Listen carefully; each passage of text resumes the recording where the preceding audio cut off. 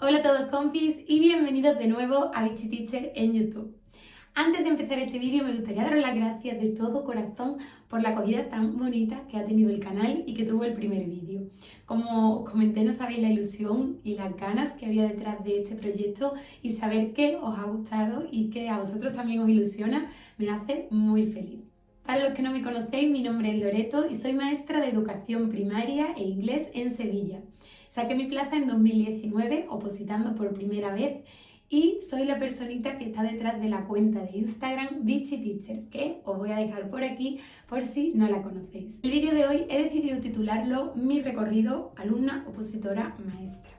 En un primer momento pensé en centrarme en mi experiencia en las oposiciones, pero dándole vueltas creo que es imposible que os cuente mi camino de oposición si no os cuento un poquito del antes de mi vida como alumna, el por qué y cómo llegué a opositar, y si no os cuento un poquito de el después, de mi camino actual como maestra. En el fondo vais a ver como las tres partes están muy enlazadas y como la palabra educación y el querer ser maestra ha estado presente en mi vida desde que tengo uso de razón, y ha sido como el eje, ¿no?, de todo, y como quizás el hilo conductor de mi vida. Pero para empezar a hablaros de este camino necesito contaros un poquito más de mi familia. Veréis, yo vengo de una familia donde hay muchísimos maestros que para mí han sido una fuente de inspiración y de motivación enorme. Tengo primos que son maestros, mis tíos son maestros, mis abuelos también fueron maestros, pero me gustaría centrarme en la figura de mi bisabuela. Veréis, en la época en la que mi bisabuela vivió no era nada frecuente que las mujeres trabajasen, pero ella no solo trabajó como maestra y como directora de la escuela de su pueblo, sino que además inspiró y ayudó a muchas otras mujeres a dar lo mejor de sí mismas, a continuar sus estudios, a trabajar y a no conformarse con lo que la sociedad en aquel momento tenía pensado para ellas. A mí esta historia en general y la figura de mi bisabuela en particular siempre me han inspirado muchísimo, porque creo que en su época lo tuvo especialmente difícil y que probablemente delante tenía 1000 millones de barreras, pero con su actitud y su determinación consiguió hacer frente a ellas y consiguió eliminarlas para alcanzar su meta y alcanzar su sueño. Y en ese camino no solo miró por sí misma, sino que también ayudó a muchas otras mujeres a eliminar sus propias barreras y a alcanzar la mejor versión de sí mismas. Y en el fondo, para mí, esta es la definición de enseñanza a más grandes rasgos: ayudar a cada persona a derribar sus barreras, a atravesar sus límites y a alcanzar su sueño, su meta o la mejor versión de sí mismo. Como podéis ver, en este contexto y con este caldo de cultivo es bastante comprensible que yo tenga vocación de maestra desde que tengo uso de razón. De hecho, cuando tenía 3 añitos, los Reyes Magos me trajeron una pizarra y recuerdo perfectamente que mi juego favorito durante toda mi infancia era sentar a todos mis muñecos y mis peluches en mi alfombra y ponerme con mi pizarra a enseñarles todo lo que yo iba aprendiendo. Además, durante mi infancia hubo personas que me marcaron mucho en este aspecto, tanto para bien como para mal. Me gustaría hablaros de mi profe Martín, que fue mi tutor en tercero y cuarto de primaria y que para mí siempre ha sido un ejemplo de la maestra que quiero ser. Martín me enseñó que la educación es muchísimo más que transmitir contenidos curriculares, y que al final hay muchísimas otras variables que a veces se nos escapan y que a veces descuidamos, que son 1000 veces más importantes, como puede ser el cuidado emocional del alumnado, el sentido de pertenencia a un grupo, la educación en valores, la motivación o la alegría en el aula. Sigo teniendo relación y me encantaría mandarle un abrazo muy fuerte desde aquí, porque me ha enseñado de verdad lo que es ser maestro, ¿no?, en la máxima plenitud de su palabra. Y muchas de las cosas que él hacía con nosotros en el aula, a día de hoy yo las llevo a mi práctica docente. Poco a poco fueron pasando los años y llegó el momento selectividad y el momento elegir una carrera. Por si alguien no lo sabe, la selectividad es el proceso que se sigue aquí en España para entrar en la universidad y para la elección de carrera. En mi época la nota iba desde el 0 hasta el 14 y yo saqué un 11,65. Me fue bastante bien y realmente fue un proceso que viví con mucha tranquilidad, pero sí que recuerdo que hubo mucha gente que me decía: con la nota tan buena que has sacado, ¿por qué no intentas entrar en otra carrera que tenga más prestigio o que tenga más salida?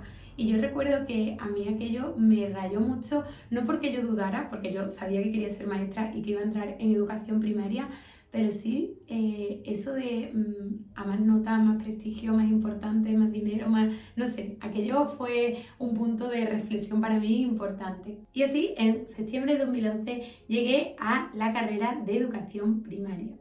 Tengo que reconocer que empecé muy ilusionada y con muchísimas ganas, pero al poquito tiempo me llevé un chasco enorme.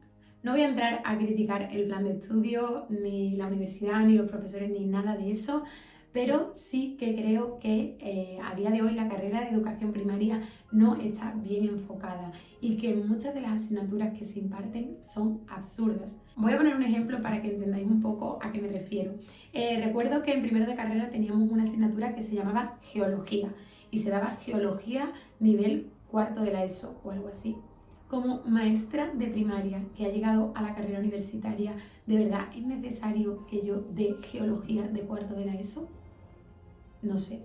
Y sin embargo, a mí nunca jamás me han enseñado metodologías actuales, nunca jamás me han enseñado cómo usar las TICs en mi aula, nunca me han enseñado cómo cuidar emocionalmente de mi alumnado. Me parece que son cosas muchísimo más fundamentales y muchísimo más importantes que dar geología nivel cuarto de la ESO. Pero bueno, no me voy a poner con esto porque como me pongo a recordar anécdotas de la carrera me enfado. Simplemente quiero que entendáis que supuso un chasco porque de repente me encontré dando unos contenidos y unas clases que desde mi punto de vista no se correspondían con lo que yo iba a hacer en el futuro, con la enseñanza en las aulas.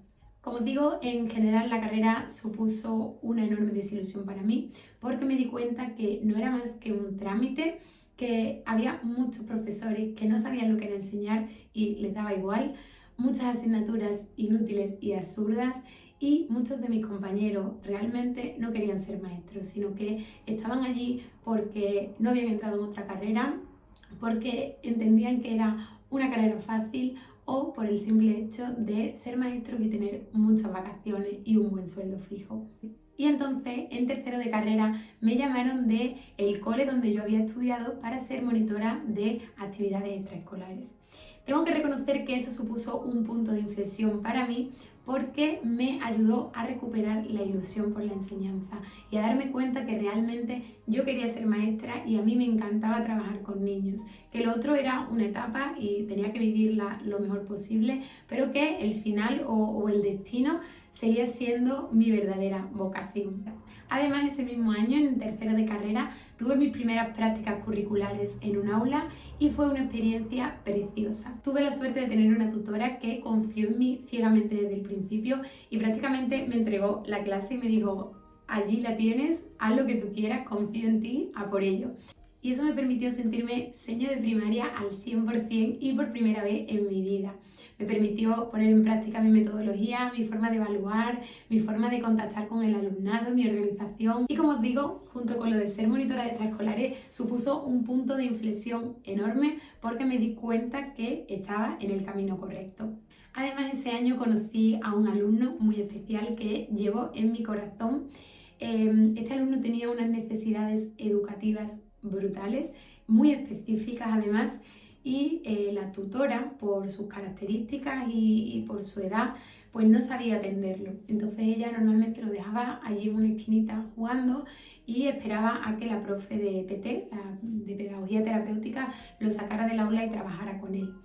A mí aquello me marcó muchísimo porque me di cuenta en ese momento de que yo no quería ser seño de PT, pero que si en algún momento era tutora y en mi tutoría tenía un alumno con necesidades educativas muy específicas, yo quería tener los conocimientos para saber atenderlo el tiempo que estuviera conmigo. Y ese fue el motivo por el que en cuarto de carrera decidí estudiar la mención de educación especial, porque me di cuenta que para ser la seño que quería ser necesitaba atender a todos mis alumnos. Ese año también tuve prácticas curriculares y conocí a la seño Mari Carmen. Ella trabajaba en un cole enorme donde había muchísimos alumnos de educación especial y era precioso la manera que ella tenía de acogerlos, de acompañarlos, de enseñarles, de cuidarles. Tenía todo perfectamente montado y en el fondo tenía una ilusión y una pasión por su trabajo que para mí fue una inspiración brutal. Después de terminar esa mención de educación especial, ya tenía mi carrera terminada, seguía trabajando como monitora de extraescolares, pero decidí que quería ampliar la carrera un año más y estudiar la mención de inglés, porque en el fondo siempre había sido mi primera opción y no quería quedarme con la espinita clavada y quedarme sin estudiarla. Así que nada, me puse manos a la obra a estudiar un año más la mención de lengua extranjera inglés. Y debo reconocer que fue un año muy intenso, pero muy bonito, en el que conocí a unas compañeras de universidad estupendas, que las quiero muchísimo y que me las llevo a todas en mi corazón. Y además fue la primera vez que hice mis prácticas en un colegio público. Esta experiencia me ayudó a darme cuenta de que la enseñanza era maravillosa y que daba igual si el cole era público, concertado o privado. Me hizo como abrir un poquito más mis horizontes, ¿no? Y darme cuenta que lo verdaderamente importante era el contacto con el alumnado, que lo demás daba igual. El dinero, los recursos, los medios, todo daba igual, que lo importante eran los alumnos. Y ahora sí, después de 5 largos años estudiando, di por finalizada mi etapa universitaria. En ese momento en el que cerré mi etapa universitaria, estaba muy agotada física y psicológicamente porque durante 3 años había estado trabajando y estudiando a la vez, con horarios muy locos. Me levantaba todos los días como a las 6 de la mañana y me acostaba a las 12:30, siempre en un ritmo frenético, a veces no tenía tiempo ni para comer y realmente necesitaba una pausa. Creo que toda esa situación que yo arrastraba, ese agotamiento, fue lo que me hizo decir: yo no voy a opositar, porque realmente no me sentía con fuerzas para meterme en ese proceso y en el fondo también nadie me había enseñado lo que era opositar, es que no tenía ni idea. Entonces el simple hecho de pensar, ahora tengo que empezar de nuevo un proceso de investigación, de búsqueda, de estudio intenso, de verdad me generaba una tensión brutal y yo misma me puse la barrera y dije no, por aquí no. Así que decidí pasar un curso siendo monitora de extraescolares únicamente y dedicándome un poquito más a mí y a recuperar energías. Y así llegó junio de 2017.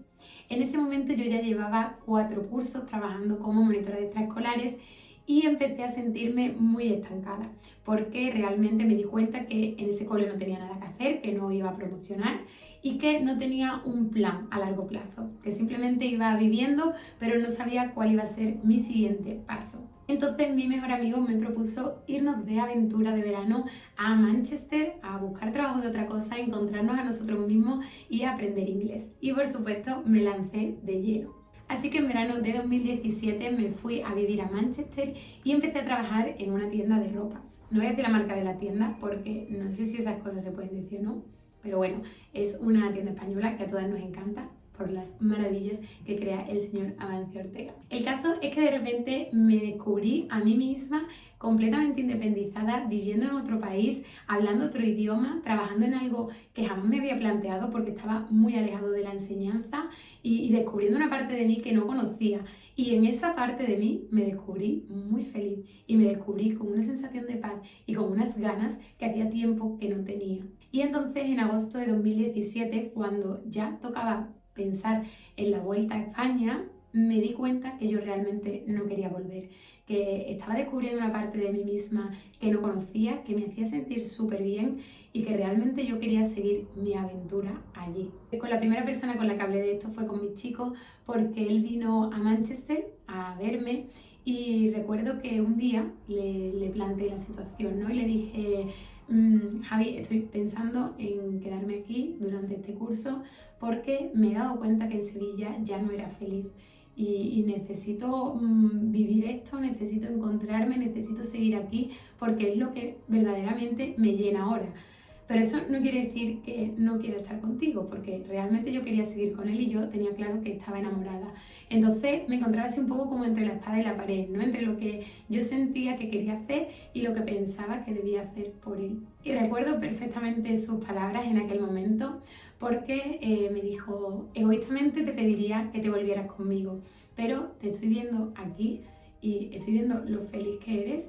Entonces lo único que puedo decirte es quédate y vive esto, vive tu sueño, y que sepas que, aunque sea en la distancia, yo voy a seguir ahí. Me emociono mucho recordándolo porque realmente fue el empujoncito que yo necesitaba para quedarme y para darme cuenta de que era mi momento y de que necesitaba vivirlo. No voy a hablar mucho más de la experiencia de Manchester, pero deciros que fue brutal y que os recomiendo con los ojos cerrados que os lancéis a una aventura así si tenéis la posibilidad, porque se aprende mucho, no solo inglés, sino a todos los niveles. Y llegamos a marzo-abril de 2018. Dio la casualidad de que en esta etapa contacté con muchas de mis compañeras de la universidad y me contaron que habían sacado su plaza en 2017 y que estaban pues muy contentas en un cole empezando su andadura como maestras. Y en el fondo escuchar sus historias me removió un poquito por dentro porque me di cuenta que aunque yo estaba muy feliz en Manchester, sabía que era algo temporal, que yo seguía queriendo ser maestra, que ese era mi sueño y que tarde o temprano iba a tener que lanzarme a por él. Y tras varias semanas dándole vueltas, decidí que iba a opositar, que era mi momento, que estaba preparada para ello, que me encontraba muchísimo más fuerte y segura de mí misma y que en el fondo mi meta y mi siguiente objetivo era ser maestra. Gracias a varias compañeras empecé a contactar con algunos preparadores de los que tenía buenas referencias y me agobié un poco porque ninguno tenía plaza. Y en ese momento, con ese agobio y esas dudas, mi suegra, que es súper apañada, me consiguió el contacto de Pablo de Oposiciones PG. Así que nada, hablé con ellos, tenían plaza y me inscribí sin dudarlo. La primera reunión era en junio de 2018 y esa fue la fecha que yo me marqué para volver de Manchester y para cerrar mi etapa de Manchester. Y así, después de todo esto que os he contado, llegamos a mi etapa como opositora. En junio de 2018 fui a esa primera reunión como Oposiciones PG y recuerdo que salí cargada de ilusión y de motivación, con muchísima confianza, porque la verdad es que lo que transmite Pablo es brutal, pero también con muchísimas dudas, porque habían hablado de cosas que yo no tenía ni idea de lo que eran, en plan méritos, concursos, puntos, no sé qué, y yo decía, madre mía, ¿dónde me he metido? Hubo algo súper positivo de esa primera reunión y es que en Oposiciones PG nos dieron el temario completo.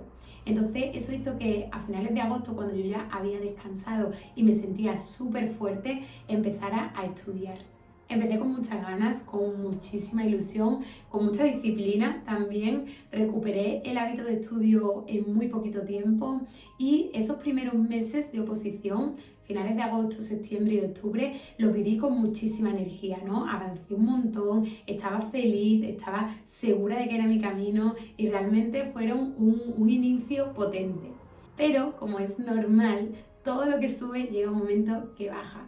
Y en mi caso, noviembre de 2018 supuso un bache brutal en mi camino de oposición. Realmente no pasó nada gordo ni nada en mi vida personal que me hiciera tener un bache, simplemente que quizá llevaba varios meses ya a tope dedicando el 100% de mi tiempo y de mis pensamientos a la oposición y de repente pues me rompí, ¿no? Me bloqueé. También me sentía muy sola porque aunque yo iba a estudiar con mis chicos y tenía a muchos amigos muy cerca, realmente yo sentía que ellos no entendían lo que yo estaba pasando porque no opositaban y eso me frustraba mucho, ¿no? Y en ese momento la solución que me salvó la vida fue abrir la cuenta de Instagram Bitchy Teacher, porque de repente me encontré con una comunidad de opositores que estaban viviendo exactamente lo mismo que yo, que tenían los mismos miedos, las mismas preocupaciones, que seguían una rutina loca y que en el fondo tenían el mismo sueño que el mío. Y de repente Instagram se convirtió en una motivación para mí, porque era un espacio donde compartir mi progreso, compartir mi día a día, compartir mis baches y siempre había alguien que estaba ahí, ¿no? Y que te mandaba un mensaje de ánimo, que te decía yo también o que te daba la tecla o el consejo para seguir adelante. Y después de este gran bache, en noviembre, volví hacia arriba y viví el resto del camino de la oposición de una manera bastante positiva y bastante tranquila. Obviamente tenía mis días buenos y mis días horrorosos, pero todo dentro de lo normal en la vida de un opositor, que realmente no es nada fácil. Y entonces llegamos a abril de 2019, momento en el que yo, después de muchísimos meses de estudio, me encontraba súper fuerte, me encontraba muy motivada y realmente tenía todo prácticamente hecho. Es decir, me sabía casi todos los temas a la perfección, había hecho un montón de supuestos prácticos y mi programación estaba prácticamente terminada. Eso me dio una energía brutal, porque de repente me encontré con 2 meses por delante para perfeccionar, para cuidarme, para intentar relajarme y no para tener una presión constante de me falta esto, esto no lo tengo o estoy insegura. Y así llegamos al 23 de junio, día de mi examen escrito, de mi primer examen de oposición. Recuerdo perfectamente ese día, no se me olvidará jamás ni la fecha ni las sensaciones que viví. Me llevaron mis padres en coche hasta el lugar donde era el examen y recuerdo ir con tranquilidad y con una positividad y una seguridad brutal. Llegué allí, vi a todos mis compañeros, me relajé, entré en el aula y lo viví todo desde la tranquilidad, ¿vale? Obviamente estaba nerviosa, pero si yo tengo algo bueno es que esos nervios los sé gestionar muy bien. Y realmente creo que gestionar también los nervios fue clave a la hora de tener un buen resultado. En el examen las 3 bolas que salieron fueron el tema 10, 11 y 5. Reconozco que el 10 y el 11 me parecían horrorosos, pero el 5 me encantaba, que era el de los aspectos culturales, y lo hice bastante bien. En cuanto al supuesto práctico, tocaron 3 supuestos bastante asequibles. Uno de ellos era en torno al juego y a mí me encantaba ese tema, así que lo defendí sin mayor problema y con muchísima seguridad.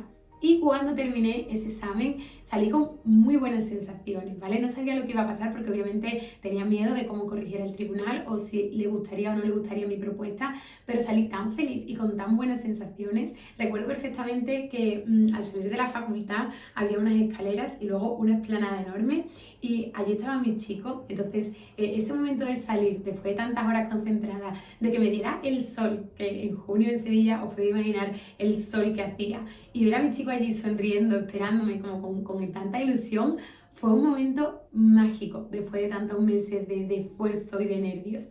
Y entonces llegó el día de las primeras notas.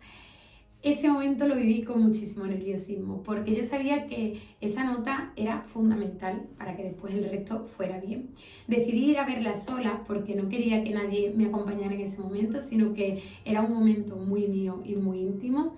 Y fue brutal, claro, de repente vi un 9,91, una de las mejores notas de mi tribunal, y os podéis imaginar los nervios y la llorera que me pegué. Llamé a mi chico llorando como una magdalena, no me salían las palabras y él se agobió un montón y empezó a intentar consolarme porque pensó que había sido una catástrofe y ya cuando le dije la nota como que nos relajamos los dos un montón y fue un momento muy bonito también y de una tranquilidad brutal, ¿no? Después me llamaron mis padres, mis tíos, me llamó Pablo, mi preparador también, muchísimos amigos y la verdad es que disfruté mucho esa nota porque pensé, jolín, después de todo el esfuerzo ha merecido la pena, ¿no? Me quedo con la satisfacción de que sea o no sea mía la plaza, mi esfuerzo se ha visto reconocido con esta nota. Después de esta primera nota y de estas primeras sensaciones donde la verdad que gané muchísima seguridad y de repente vi que era posible conseguir una plaza, llegó el momento de enfrentarme al segundo examen, al examen oral. Este examen me generaba un poquito más de tensión porque aunque lo llevaba bastante bien preparado, era un one-to-one, ¿no? Era enfrente del tribunal a defenderles lo que yo había preparado, lo que yo proponía y al final pues sabía que mi plaza estaba ahí, ¿no? Que necesitaba sacar muy buena nota para tener posibilidades porque realmente la parte de los méritos yo la tenía muy bajita. Para colmo me tocó exponer un viernes 5 de julio a las 3 de la tarde en Sevilla. Os podéis imaginar el calor que hacía, lo cansado que estaba el tribunal, lo cansada que estaba yo porque llevaba desde las 8 de la mañana en el sitio donde nos convocaban, aguantando los nervios, aguantando el tipo, viendo a gente entrar y salir y la verdad que todo eso fue un cóctel bastante potente, ¿no? De nervios y de tensión. Llegó el momento de exponer y realmente se me pasó volando. Lo había practicado muchísimas veces y me sentí muy a gusto y muy segura pudiendo enseñar lo que había preparado con tanto cariño. Reconozco que el tribunal además se sorprendió de manera bastante positiva, me sentí muy escuchada, nada juzgada y bueno, pues dentro de la situación de cansancio que teníamos todos, que era evidente, creo que las sensaciones con las que salí fueron bastante buenas. Hubo una cosa que me dijo uno de los miembros del tribunal que me rayó muchísimo, porque ya al terminar, cuando estábamos saliendo, ya íbamos a cerrar el cole y todo, yo salí con ellos, me dijo, ¿qué tal? ¿Cómo te has visto? Y digo, bueno, pues yo estoy bastante contenta. Dice, sí, lo has hecho muy bien. Dice, claro, la cosa es que sois muchos y vais muy bien preparados, entonces bueno, a ver qué pasa. Me soltó como algo así y recuerdo que en aquel momento dije, vale, estoy fuera. No quise darle más vueltas, pero me acuerdo que pensé, si me ha dicho eso, mala cosa. Pero bueno, intenté olvidarme de todo eso y simplemente centrarme en las sensaciones que yo había experimentado, en lo bien que me sentía y también en la tranquilidad tan grande. Creo que ese fue el primer día que sentí, esto ya ha terminado. Y la paz que sentí en ese momento fue brutal. De hecho, cuando salí, allí estaba mi chico, me estaba esperando, además con una flor preciosa, y el momento de darle un abrazo y de decir se acabó fue mágico. Pasaron los días y salieron las notas de este segundo examen y me encontré con un 9,88. Y haciendo la media de los dos exámenes pasaba a ser la primera de mi tribunal. Y os prometo que en el momento en el que se cerró la parte de exámenes y yo me vi ahí con semejante nota, la primera de mi tribunal, es que me dejó de importar hasta la plaza. O sea, es que estaba tan satisfecha, tan orgullosa y tan tranquila y segura de mí misma que hubo un momento que pensé, mira, ahora llegan los puntos, esto puede salir mal, yo puedo irme fuera de la lista, pero es que estoy tan satisfecha de lo que he conseguido y tan orgullosa de haber vivido este camino con tanta paz, con tanta tranquilidad y siendo tan constante que yo sé que yo no podía haber hecho nada más para conseguir la plaza. Yo sé que si no la consigo, el fallo no está en mí, porque es que realmente no podía haber hecho nada más, no tenía un minuto más para estudiar y los resultados lo demuestran. Entonces, el quedarme con esa sensación fue clave para mí. Y llegó el momento de sumar el tema puntos. Esto no es tan fácil, ¿vale? Porque primero salen de manera provisional, luego hay alegaciones, luego salieron los definitivos pero en delegación, luego ya salieron online. Entonces, claro, ibas como recibiendo noticias pero nunca estabas segura si una plaza es tuya o no. Por poneros un poco en situación, en mi tribunal había 12 plazas, es decir, los 12 con una nota más alta total son los que se llevaban la plaza. Y yo por nota de exámenes era la primera, pero claro, al sumarle los puntos eso podía cambiar. Cuando se sumaron los puntos, yo pasé a la 9ª posición, por lo que en principio sí que tenía plaza, pero claro, faltaba todo el periodo este de alegaciones y de resolución definitiva. Y finalmente, después de unos días de muchos nervios y de mucha tensión, recibí la noticia de que una plaza era mía, de que efectivamente era la 9ª en mi tribunal y me llevaba una de las plazas. No podré olvidar jamás el momento en el que yo estoy en el centro, acababa de salir del médico y salieron las plazas definitivas. Entonces yo miré y vi que efectivamente una plaza era mía. Y en ese momento os prometo que me derrumbé.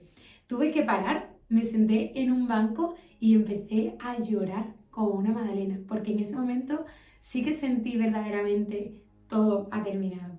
Ya he llegado, esto ya ha pasado y ha merecido la pena. Me emociono un montón hablando de ese momento porque fue súper especial vivirlo yo sola. Fue muy especial ese momento de sentarme en el banco y de dedicarme 5 minutos a mí, a soltar y a llorar todo lo que había ido acumulando. Y después de eso no podéis ni imaginar la cantidad de mensajes bonitos que me llegaron, la cantidad de llamadas, la cantidad de cariño que fue único, ¿no? Y así, a grandes rasgos, fue mi proceso de oposición. Por fin había conseguido ser maestra. Lo que muy poquita gente cuenta es lo que viene después de las oposiciones. Por un lado, entras a formar parte de los funcionarios en prácticas, es decir, tienes un año de prácticas en el que te enfrentas a varias cositas para pasar a ser funcionario de carrera. De todo esto os hablaré próximamente porque me podría alargar muchísimo. Es verdad que fue un año intenso que yo viví con muchos nervios, pero también con mucha alegría de por fin ser maestra. Además me dieron una tutoría de sexto de primaria que en un primer momento me horrorizaba, pero después supuso un reto precioso y una experiencia brutal. De hecho, a mis niños de sexto B me lo llevo en el corazón y no creo que pueda olvidarme de ellos jamás. Pero en este espacio de después de la oposición me gustaría hablaros un poquito más de lo emocional, de lo que queda dentro de nosotros después de presentarnos a una oposición. Y es que después de haber vivido un proceso tan duro, tan largo, tan estresante, en el que te pones a ti mismo al límite en muchos momentos, quedan muchas cosas dentro y queda mucha ansiedad dentro que hay que aprender a gestionarla y a sacarla. Hablando con muchos de vosotros me decíais que os habéis sentido igual, ¿no? Que una vez que ha pasado la oposición es como que no terminabais de encontraros a vosotros mismos y que seguíais con cierta ansiedad y cierto estrés. Y yo creo que esto es completamente normal. De hecho, a mí me pasaba que los primeros meses de trabajo yo volvía del cole y eran las 3:15 y ya estaba sentada en mi escritorio trabajando. Y muchas veces no tenía tanto que hacer, sino como que me inventaba las ocupaciones. En el fondo esto se debe a que no sabía estar quieta. Había vivido en tanto estrés, con un ritmo tan constante de no frenar, ¿no? De no permitirme frenar, que no sabía frenar y no sabía disfrutar de otras cosas. Y creo que es muy importante en esos momentos buscar la manera o buscar la ayuda necesaria para que te ayuden a gestionar todo lo que llevas dentro, a sentarte, a encontrarte a ti mismo y a decir, este proceso de oposición ya ha terminado. Yo ahora necesito volver a encontrar mi hobby, necesito volver a encontrar mi tiempo libre y necesito buscar otra organización nueva, que no es una organización de opositora, sino que es una organización de maestra, en la que me incluyo a mí misma y en la que necesito tiempo para disfrutar, para cuidarme y para volver a ser yo. Y si tengo que ser todavía más sincera, reconozco que, aunque hace 1 año y medio que saqué mi plaza, a día de hoy yo sigo trabajando en esto y sigo trabajando en digerir todo lo que viví, todo lo que experimenté y todo lo que aprendí, porque realmente lo llevaba dentro y no había terminado de liberarme de ello. Y os animo a que si alguien está en la misma situación y todavía lleva en su mochila todo lo que vivió y todo lo que experimentó en la oposición, pues trabaje para sacarlo y para digerirlo de la mejor manera posible, porque ese peso duele mucho y si lo mantenemos en el tiempo, al final nos estamos haciendo mucho daño. Y hasta aquí el vídeo de hoy, ese recorrido o ese camino alumna opositora maestra. Sé que me he dejado muchísimos detalles de las diferentes etapas y prometo que si os interesan os contaré más sobre ellas, especialmente sobre la oposición. Me encantaría saber lo que os ha parecido el vídeo, así que os invito a que me dejéis un me gusta y un comentario con vuestra opinión o con vuestras sensaciones después de escucharme. Y por supuesto, si todavía no lo has hecho, te invito a suscribirte al canal. Muchas gracias por llegar hasta aquí, por escucharme y acompañarme en este camino y nos vemos muy prontito en el próximo vídeo. ¡Hasta luego!